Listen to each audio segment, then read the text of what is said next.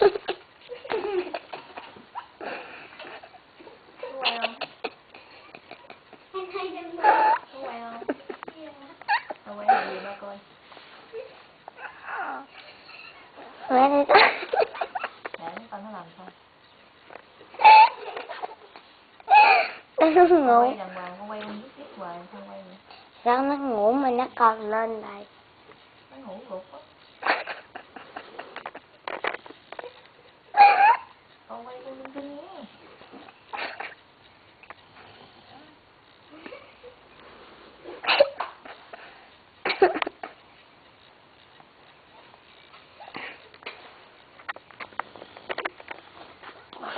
Con không nhít hoài sao con quay được?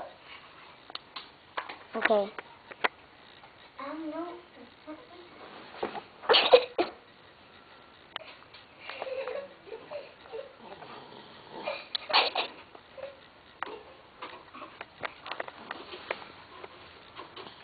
Gần quá sao thấy rồi nha.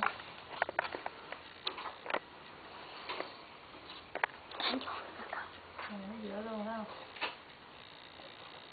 Cái này để mình thuốc, được chưa? Nó dựa vậy là nó hết luôn, nó hết ngã rồi.